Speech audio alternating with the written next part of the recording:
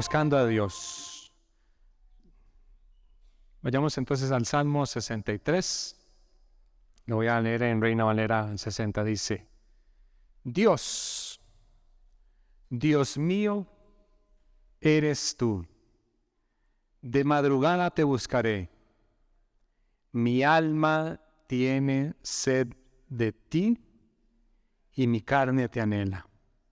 En tierra seca y árida, donde no hay aguas, para ver tu poder y tu gloria.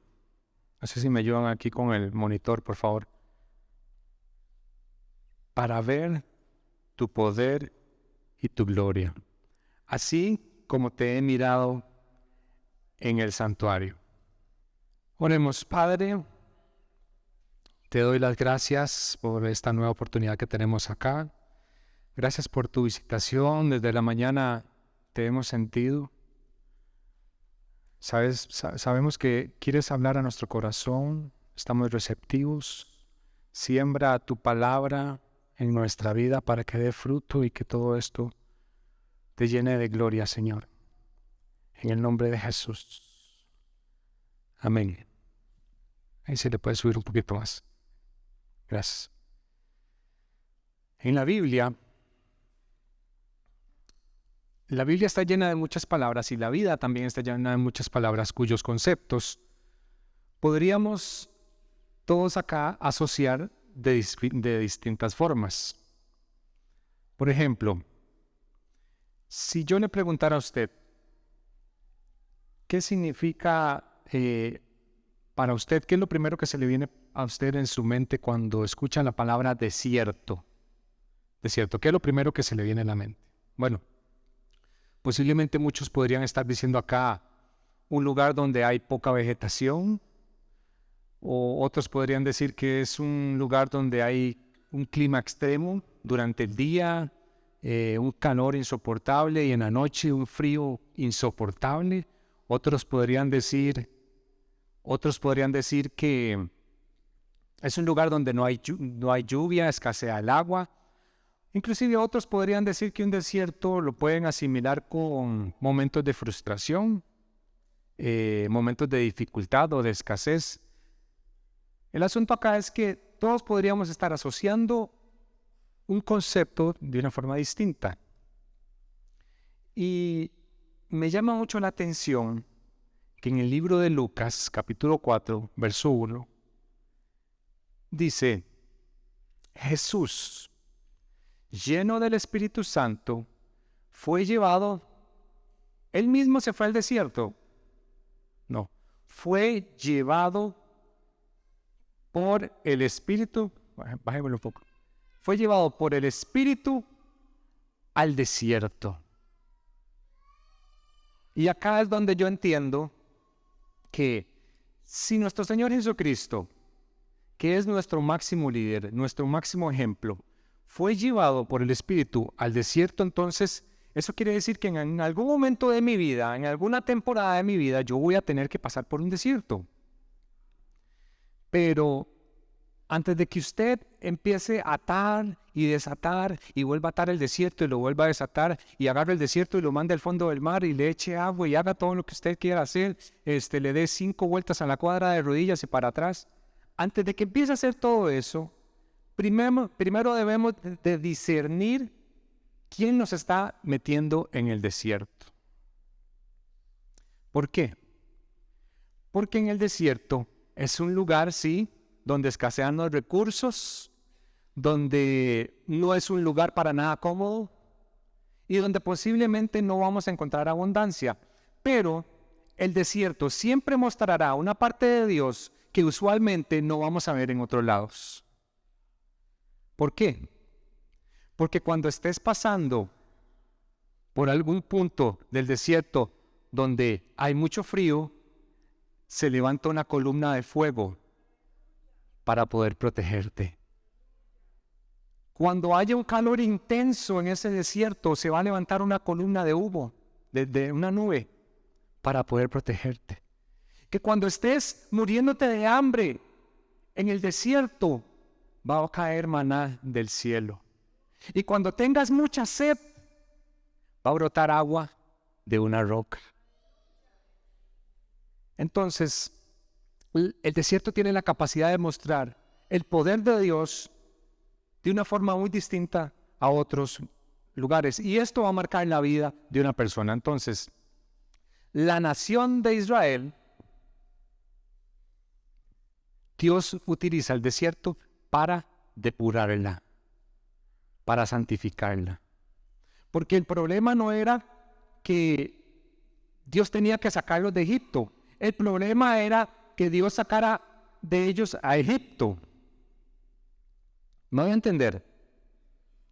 Entonces, el desierto viene a ser ese lugar donde se depura, donde nos purificamos. ¿Y por qué empiezo a hablar sobre el desierto? ¿Usted qué puede decir? ¿Qué tiene que ver el desierto con el Salmo 63? Bueno, el desierto empieza a sacar todo lo que le estorba a Dios en sus planes para nosotros. Y tal vez está preguntando, bueno, pero ¿qué más? ¿Qué tiene que ver con el Salmo 63? Bueno, muchas gracias por preguntar, para eso vine yo acá.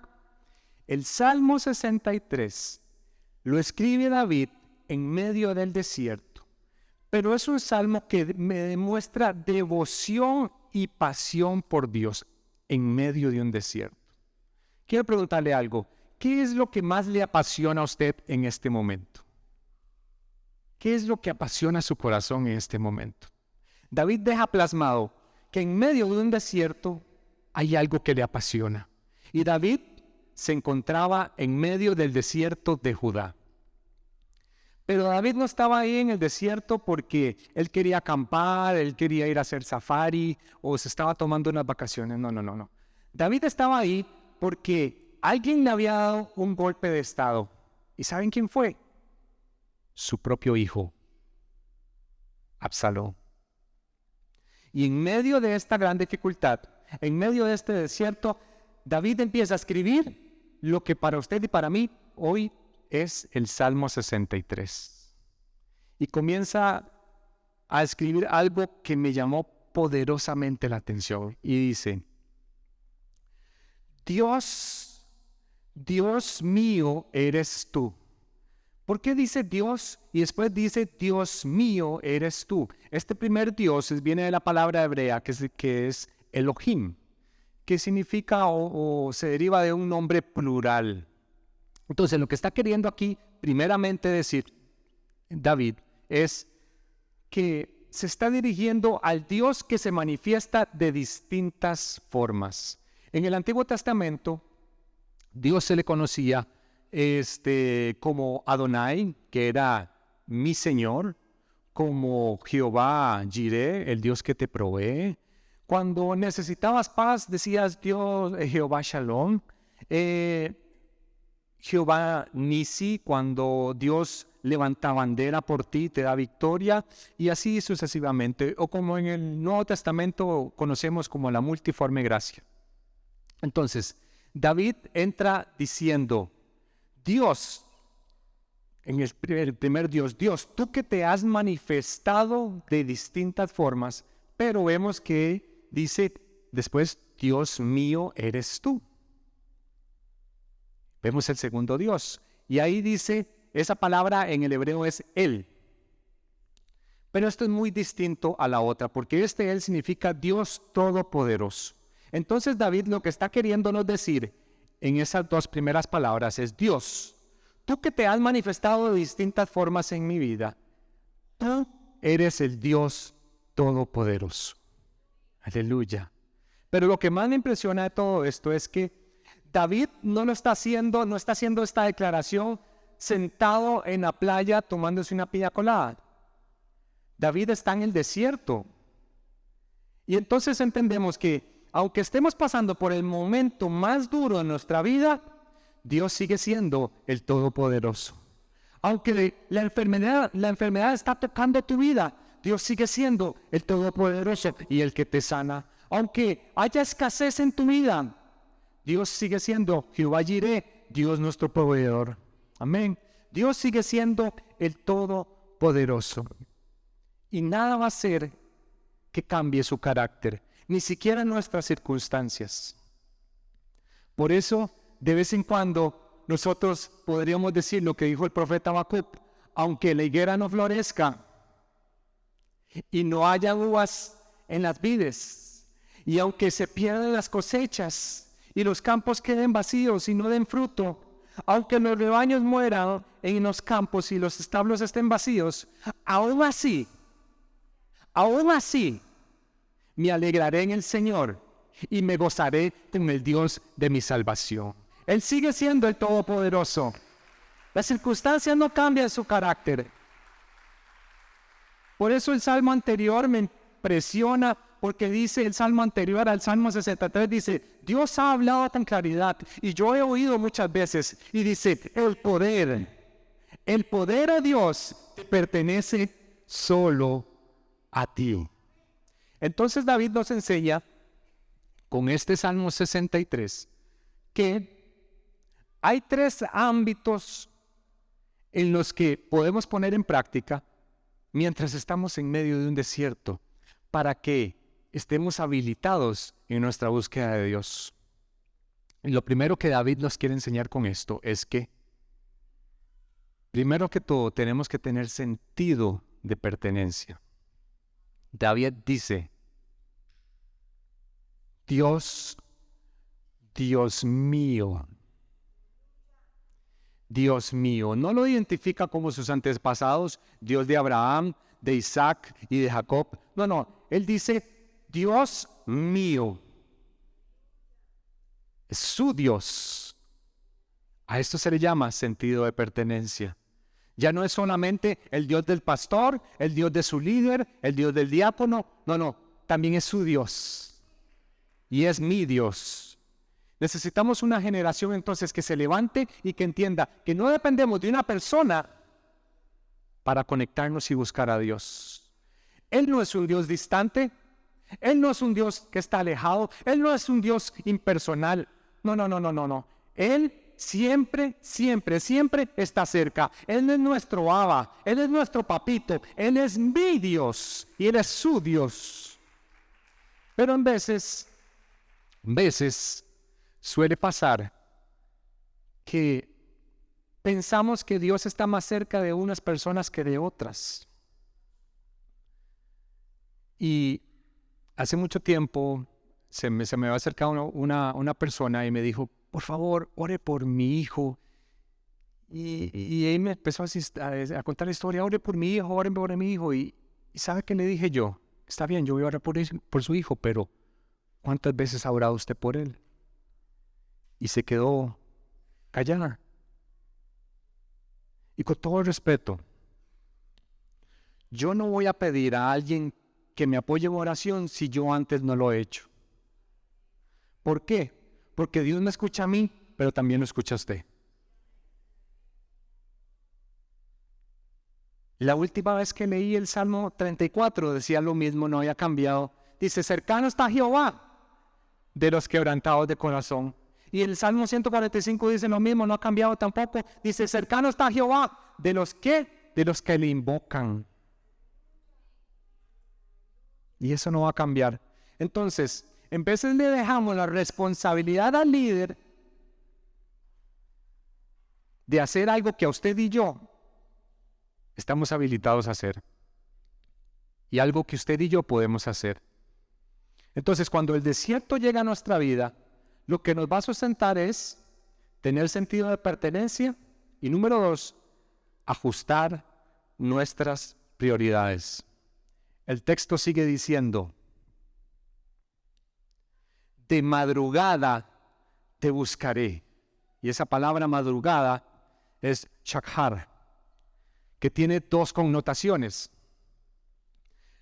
Número 1, acá lo pone Reina Valera como de madrugada, porque la primera connotación es a la hora temprana.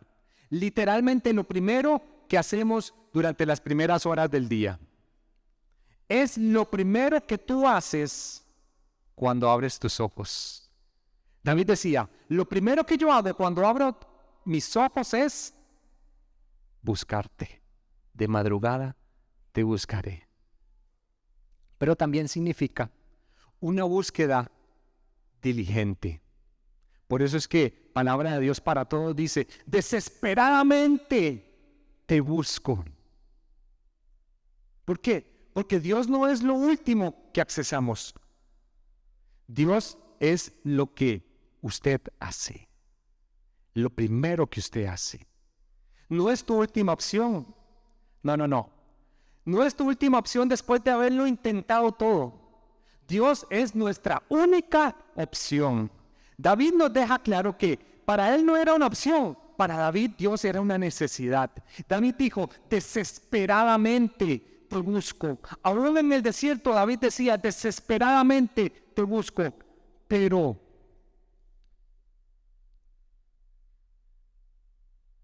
este texto tiene dos paralelos.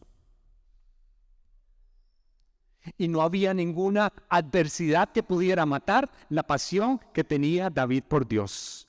El Salmo 84 y el Salmo 42 son dos paralelos de este verso. Usted ya los conoce. Salmo 84 dice, anhelo y hasta desfallezco de deseo, muero de deseo por entrar en los atrios del Señor. Y otro verso y otro pasaje que usted conoce, que es el Salmo 42, dice, como siervo anhela las corrientes de las aguas, así te anhelo yo a ti, oh Dios. Pero vea lo que dice, tengo sed de Dios, y vuelve a decir, del Dios vivo. Vea el énfasis que está haciendo acá el salmista. Tengo sed de Dios, del Dios vivo. ¿Por qué del Dios vivo? Porque muchos podrían tener sed, pero están buscando cosas muertas. O están buscando dioses muertos. ¿Qué o quién captura su sed? Hoy se le está levantando, y yo puedo ver una generación que no está negociando su búsqueda con Dios. Una generación que dice, lo primero es el Señor. Por eso no entiendo yo cómo la gente, y con mucho respeto lo digo, la gente dice, es que yo no tengo tiempo en la mañana para conectarme con Dios, y yo oro ya cuando llego a mi casa al final del día, en la noche. Creo que si cambiamos el orden de nuestras prioridades, nos podríamos evitar muchos dolores de cabeza. Porque a veces queremos culpar al diablo por algo que pasó en nuestro día. Pero queremos consultar a Dios ya en la noche, cuando ya todo ha pasado. Cuando más bien Dios debería ser lo primero que busquemos y lo primero que consultemos. Entonces, para poder estar habilitados en nuestra búsqueda de Dios, debemos tener sentido de pertenencia, ajustar nuestras prioridades y número 3, estabilizar nuestra alma. El verso sigue diciendo, mi alma tiene sed de ti y mi carne te anhela. Esta palabra alma viene del hebreo nefesh, que tiene 4 áreas. Son las pasiones, los deseos, las emociones y los sentimientos. De eso se deriva todo el alma. Eso complementa el alma. Y todas estas son influenciadas por lo que ocurre a nuestro alrededor. Porque si en este momento yo le digo, le voy a regalar un carro último modelo, su nefesh va a saltar de alegría. Pero si vengo y le digo una mala noticia, que algún familiar suyo se murió, su nefesh, su alma, se va a afligir. ¿Por qué? Porque nuestro entorno afecta nuestra alma. Y muchas veces no tenemos la capacidad de manejar esa influencia, pero en otros momentos sí podemos determinar qué nos está influyendo y qué no. David dijo, mi alma tiene sed, ¿de quién? De ti. David deja muy en claro en quién estaba su sed. Porque David, habiendo sido traicionado por su familia, no tenía provisión, estaba en un lugar seco, sin provisión, con climas extremos, todo y todos en su contra. En medio de un desierto, perfectamente su sed pudo haber sido enfocada en venganza o en juicio. ¿Por qué? Porque es el área de mayor confrontación. de que conozco muchos hoy que están en la cárcel porque le dieron rienda suelta a su nefesh, a su alma. Hoy en día hay muchos matrimonios que han colapsado porque alguno de los dos le dio rienda suelta a su nefesh, a su alma, a sus deseos, a sus pasiones, a sus sentimientos. Y hoy están colapsados. El mundo está lleno de cristianos que le sirvieron a Dios, experimentaron su bondad y le dieron rienda suelta a su nefesh, a su alma, y hoy no están en Cristo. Le dieron rienda suelta a sus pasiones, a sus deseos, a sus emociones y a sus sentimientos. Y cuando un nefesh está fuera del control, colapsa. Familias enteras han sido devastadas por alguien que le dio rienda suelta a su alma. Por eso David dijo, mi alma está enfocada solamente en el Señor. Por eso él decía en el Salmo 103, bendice alma mía a Jehová, bendiga todo mi ser su santo nombre. Pero él dice otra vez, bendice alma mía, y es como si él estuviera diciendo, bendice alma mía, bendice alma mía. Es como que si él está diciendo, recuérdate, alma mía, recuérdate. Y sigue diciendo, alma mía, recuérdate que Él es quien perdona todas tus iniquidades. Alma mía, recuerda que Él es el que sana todas tus dolencias, que Él es el que te rescata del hoyo tu vida, de que Él te corona de favores y misericordias. Alma mía, recuerda que Él es el que sacia bien tu boca, y de modo que te rejuvenezcas como un águila.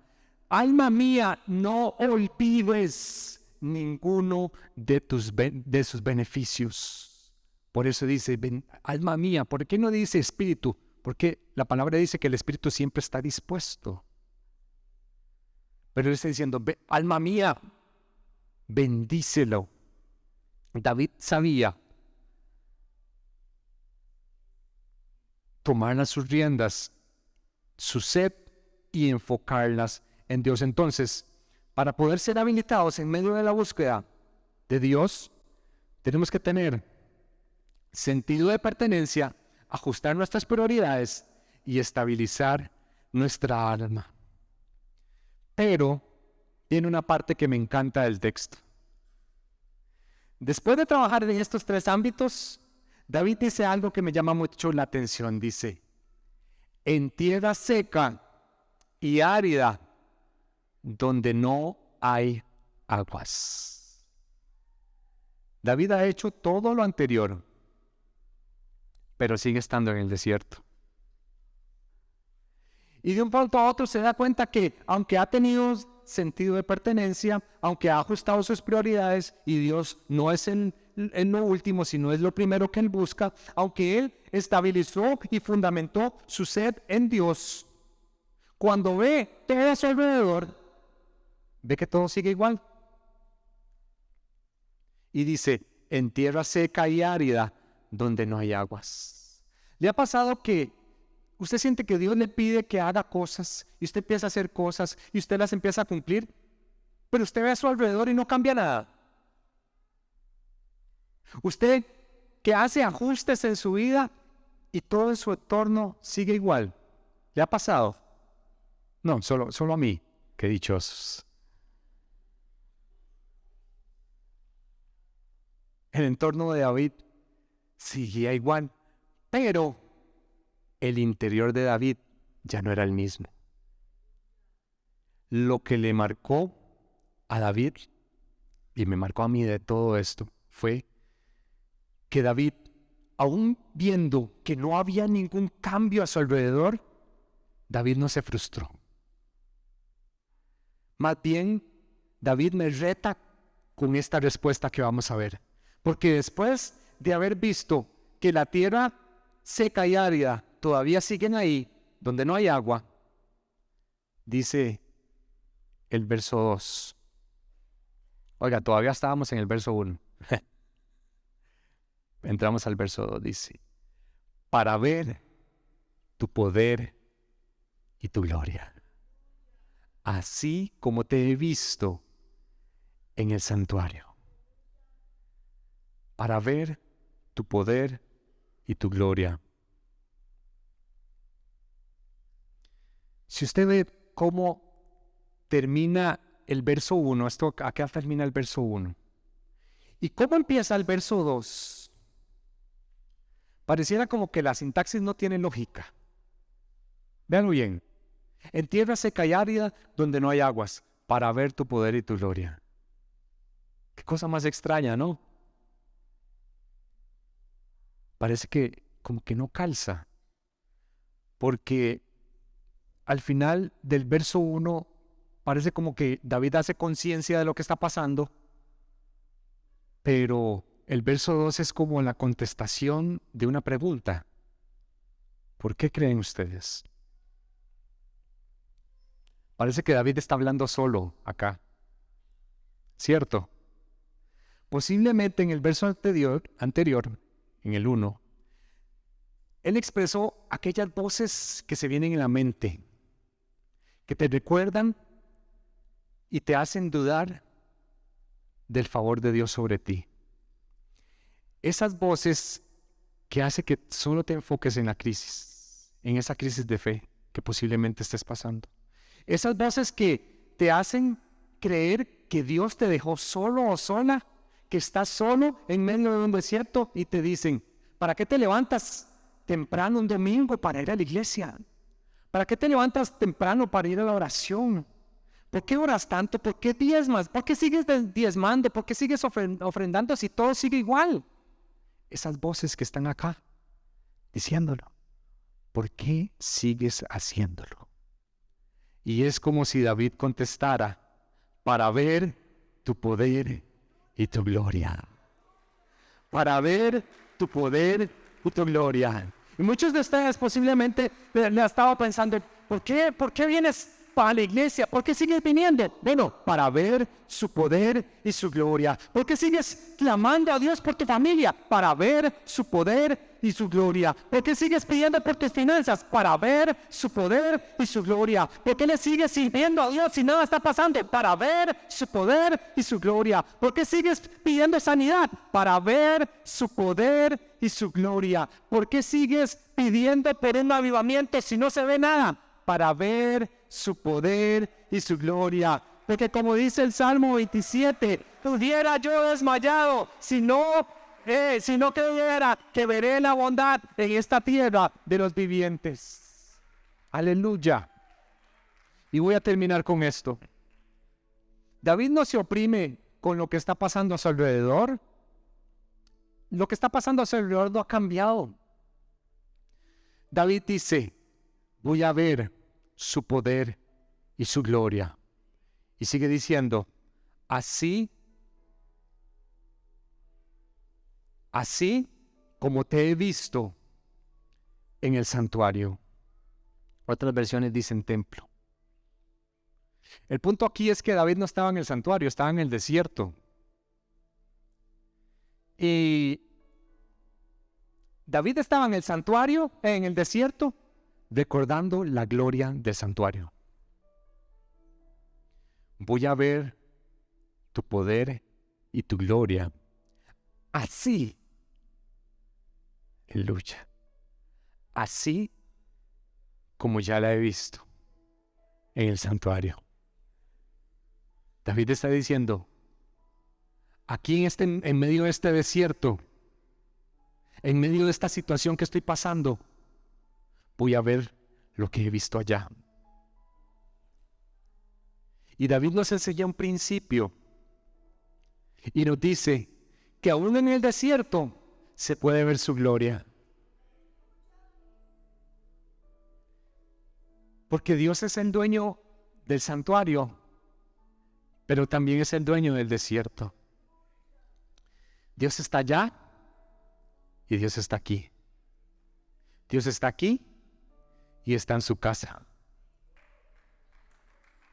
La gloria del Señor revelándose en el santuario. ¿Qué tal si hoy le decimos a Dios, revélate en medio de este desierto que estés pasando.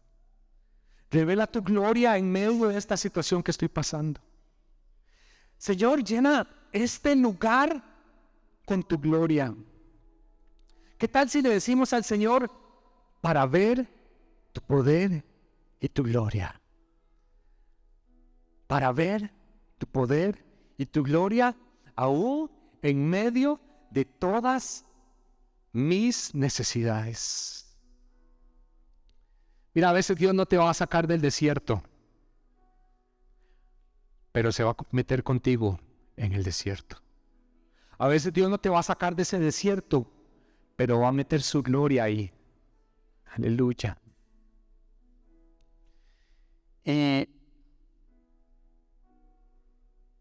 Por más que parezca dura la situación que estás pasando,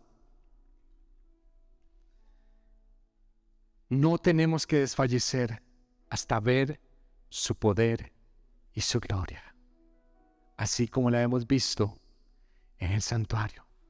Pero esa palabra visto en el hebreo es hasá, que significa profetizar. Así como te he visto en el santuario. David lo que estaba haciendo era tener una visión y estaba declarando, estaba profetizando. David estaba parado en un lugar seco y comienza a profetizar y comienza a hablar las cosas que no son como si fueran. Aún en medio del lugar seco, él dice, yo veo un río fluir. Yo veo el río de la gloria de Dios fluyendo en este desierto.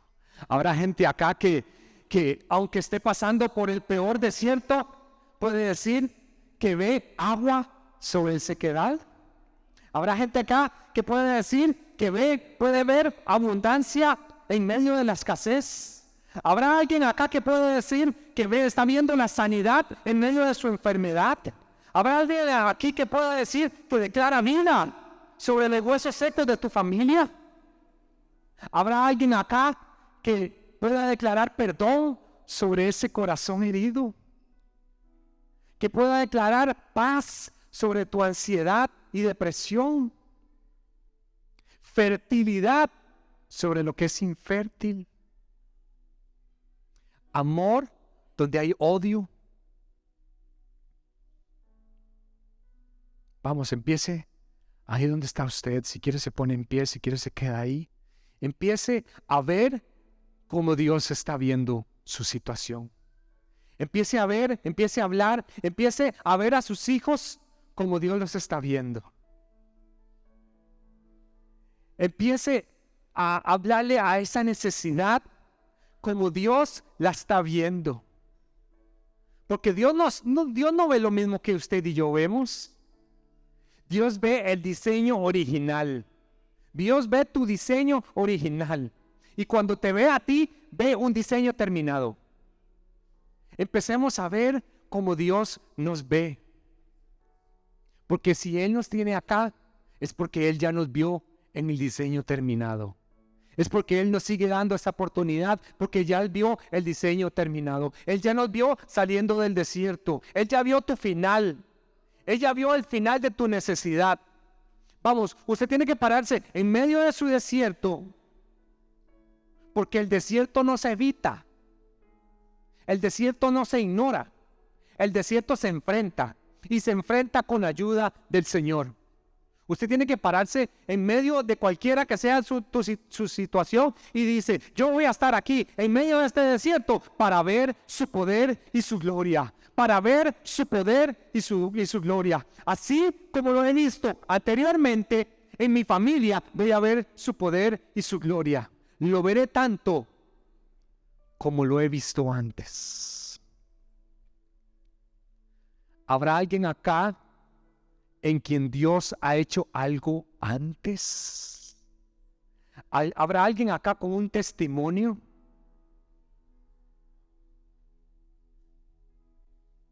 Así como lo he visto en tu santuario.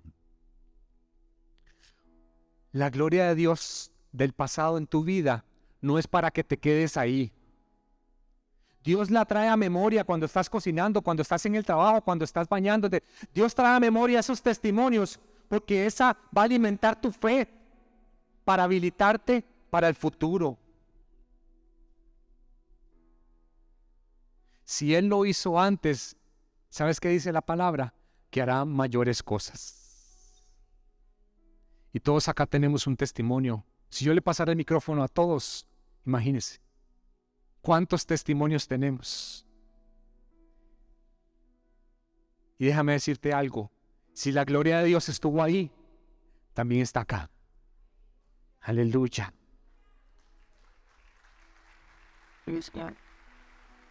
Estamos aquí para ver su poder y su gloria. Estamos acá. No sé cuál sea tu necesidad, porque inclusive la necesidad de un avivamiento es necesidad. En medio de tu sed, lo que está haciendo que te sientas seco, debemos enfocarlo para ver su poder y su gloria.